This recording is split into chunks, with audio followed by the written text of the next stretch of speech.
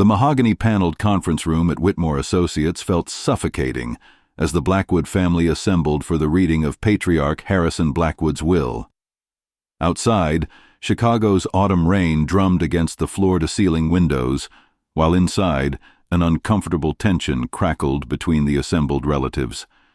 Harrison had died peacefully in his sleep at 82, leaving behind a business empire worth over $50 million, multiple properties, and 3 adult children who hadn't spoken to each other, or him, in meaningful terms for years.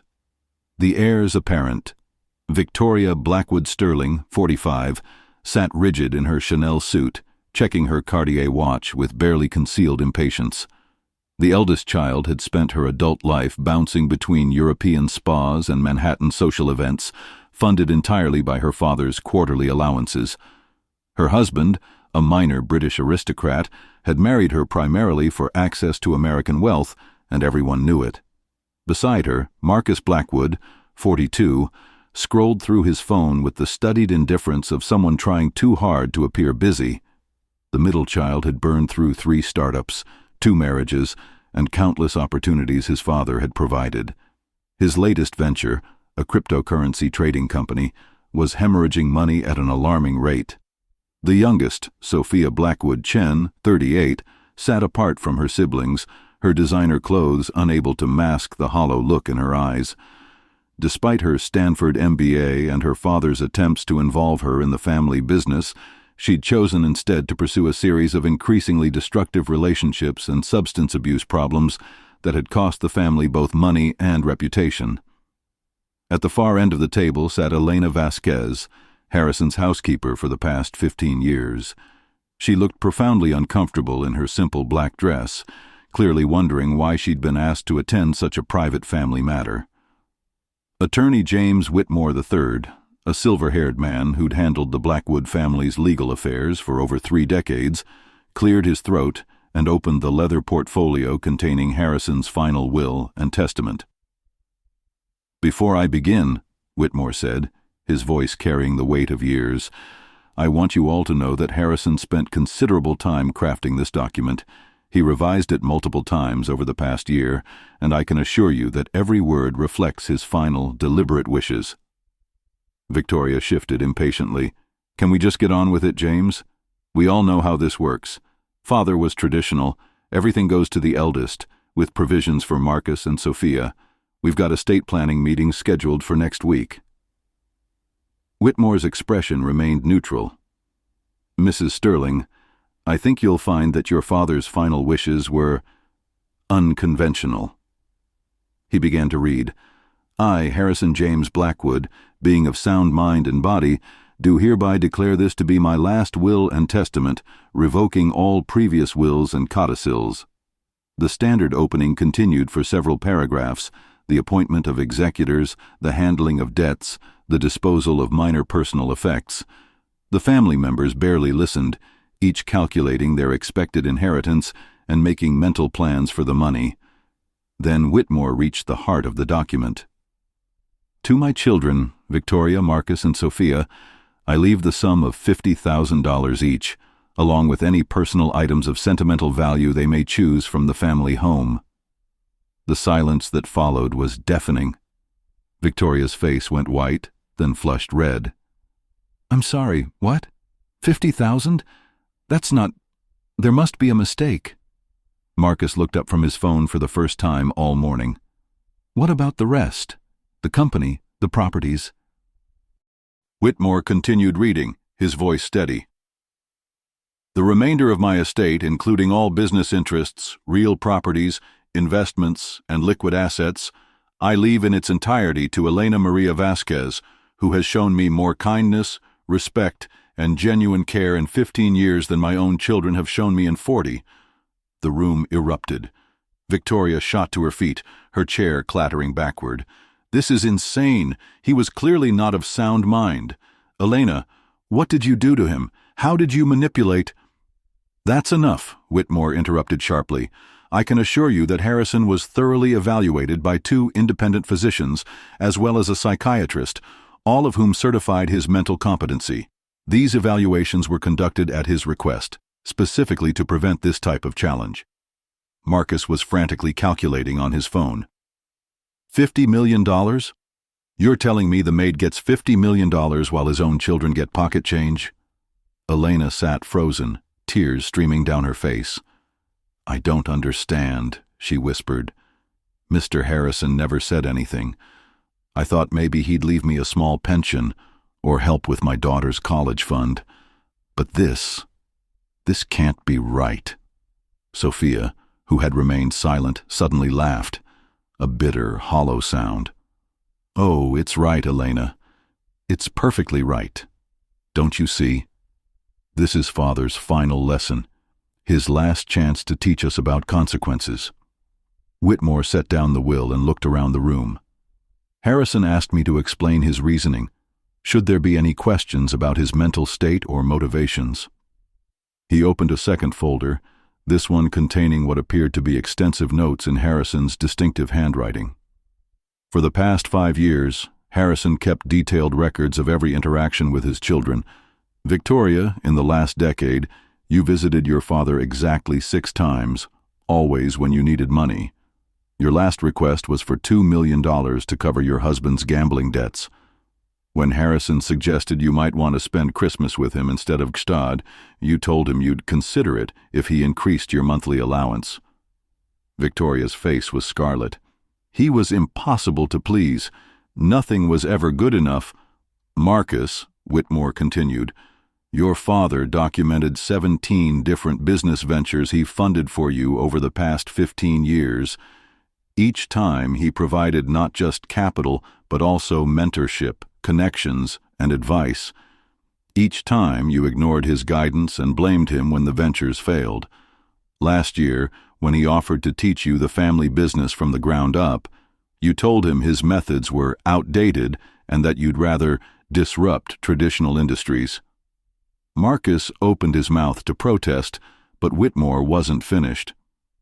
Sophia, your father paid for rehab 4 times. He hired the best therapists, provided unlimited support, and never once threatened to cut you off financially. The last time you spoke to him, 3 months ago, was to ask for money to fund another fresh start. When he suggested family therapy instead, you accused him of trying to control your life. The room fell silent, except for Elena's quiet crying. Whitmore turned to Elena with a gentler expression. Harrison wanted your story told as well, Elena. He documented it all. Elena looked up, confusion and distress clear on her face. When Elena started working for Harrison 15 years ago, she was a single mother whose husband had abandoned her and their infant daughter. She worked 3 jobs to make ends meet, including cleaning offices at night. Harrison hired her not just as a housekeeper, but offered her family medical insurance, helped her get her GED, and later supported her through nursing school, which she completed while working full-time and raising her daughter. Elena wiped her eyes. He was so kind to us. When Maria got sick with pneumonia, Mr. Harrison drove us to the hospital himself and stayed with us all night.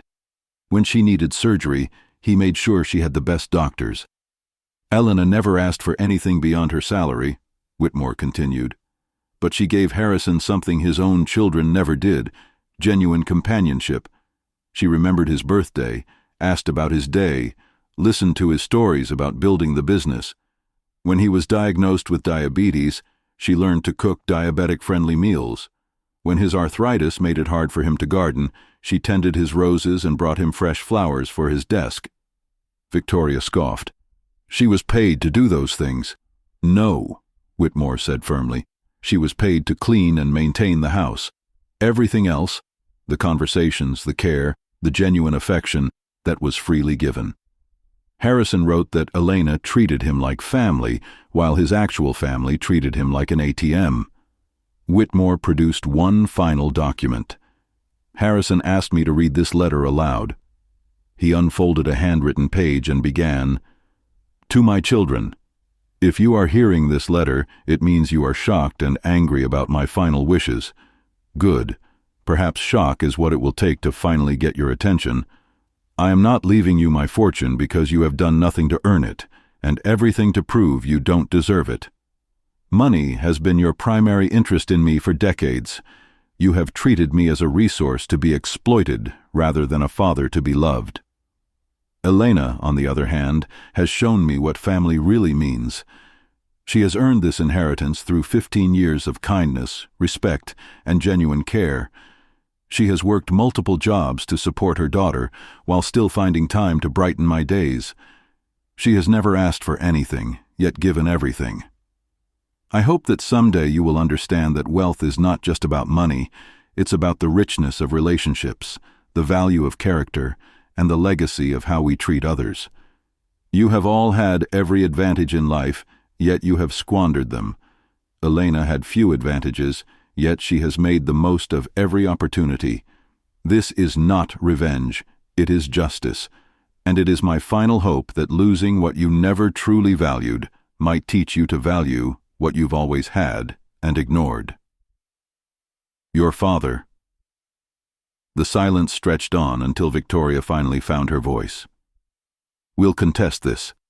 No court will uphold such an obviously manipulated will. Whitmore opened yet another folder. Harrison anticipated this reaction. He had his mental competency evaluated monthly for the past year by Dr. Sarah Chen, coincidentally, no relation to Sophia's ex-husband. He also had all of his interactions with Elena recorded by a private investigator to prove there was no undue influence or manipulation. He slid photos across the table showing Elena working in the garden, reading to Harrison on the porch, helping him with his medication, sharing quiet dinners, and laughing together while watching television. These photos span 3 years, Whitmore explained. They show a genuine relationship built on mutual respect and affection. Elena was unaware she was being documented. This was Harrison's idea to protect both her and his final wishes. Marcus slumped in his chair. So that's it? 15 years of kissing ass paid off for the help? Elena stood up suddenly, her face flushed with anger. Stop! Just stop! Her voice was stronger now, the shock giving way to dignity. I didn't kiss ass. I cared about your father because he was a good man who deserved kindness. He was lonely because his own children couldn't be bothered to visit unless they needed money. She looked around the room, meeting each of their eyes. Do you know what he talked about most? You three. He worried about Victoria's marriage, about Marcus's drinking, about Sophia's health. He kept pictures of your children on his desk, even though he barely knew them. He hoped every birthday that one of you might call, might visit, might just want to spend time with him. Tears were flowing freely now, but Elena's voice never wavered. I won't apologize for treating him with respect. I won't apologize for caring about him. And I won't let you dishonor his memory by pretending this is about manipulation instead of consequences. Elena turned to Whitmore. I need to think about this. It's overwhelming. Of course, Whitmore replied. But Elena, there's one more thing. Harrison included specific instructions about what he hoped you would do with this inheritance. He handed her a sealed envelope marked, For Elena only. With trembling hands, Elena opened it and read silently. As she read, her expression changed from confusion to understanding to something like resolve. Finally, she looked up. Mr. Harrison had one final wish. He wanted me to use part of this inheritance to establish a scholarship fund for the children of single working mothers, people like I was when he hired me. The rest, he suggested, should help me and my daughter build the kind of life we've always dreamed of. She paused, looking directly at Harrison's children. But he also wrote that he hoped his family might someday learn from this experience. He said the door would always be open for genuine relationship, not financial relationship. Victoria, Marcus, and Sophia exchanged glances. The reality was sinking in. Their father was gone, their inheritance was gone, and their comfortable lives built on family money were about to become much more complicated. One day after 6 months, Elena stood in the greenhouse behind Harrison's former home, now her home, tending to his beloved roses. The legal challenges had been quickly dismissed when the mountain of evidence supporting Harrison's mental competency and Elena's integrity had been presented. The Blackwood children had each received their $50,000, along with personal items from their childhood rooms. The scholarship fund was already helping 12 young mothers complete their education. Elena had enrolled in a master's program in social work, wanting to help more families like her own had been. Her daughter Maria was thriving at Northwestern University, her tuition no longer a source of constant stress. A knock at the door interrupted her thoughts. Elena opened it to find Sophia standing on the porch, looking nervous and genuinely remorseful. "Elena, I was wondering if I could talk to you." Elena studied the younger woman's face, seeing something different, humility perhaps, or genuine vulnerability. "Of course, come in." They sat in Harrison's old study, surrounded by his books and memories. "I've been going to therapy," Sophia began. "Real therapy this time, not just to satisfy a court order. I've been thinking a lot about what you said that day, about how we treated our father." Elena waited patiently. "You were right. We did treat him like an ATM. I don't even remember the last time I asked him how he was feeling, instead of what he could do for me." Sophia's voice broke slightly. "I want to change. I want to be better. I don't expect anything from you, but I was wondering if you might tell me about him, about who he really was when we weren't around." Elena smiled, the first genuine smile she'd managed when thinking about the Blackwood children. "I'd like that. He loved you all so much, Sophia. Even when he was disappointed, he never stopped loving you." As they began to talk, Elena couldn't help but think that perhaps Harrison's final lesson was still working. Maybe it wasn't too late for his children to learn what he'd been trying to teach them all along, that the true inheritance worth having isn't money, but the capacity to love and be loved in return. A year later, Elena received 2 more visitors.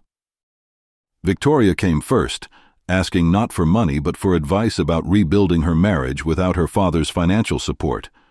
She'd gotten a job, her first in 20 years, and was learning to live within her means. Marcus arrived a month later with a business plan he'd developed entirely on his own. He wasn't asking for funding, but for Elena's blessing to use the Blackwood name on a company dedicated to helping other failed entrepreneurs restart their lives with dignity. Elena gave both her blessing and her friendship. She often wondered if Harrison somehow knew that his final gift to his children wouldn't be money, but the chance to discover their own worth when money was no longer available to define them. In his study, now preserved exactly as he'd left it, Elena had framed his final letter alongside a family photo from when his children were young. Beside it, she'd placed a newer photo, taken at the first annual Harrison Blackwood Scholarship Dinner, where Victoria, Marcus, and Sophia had all volunteered to help serve meals to the scholarship recipients and their families.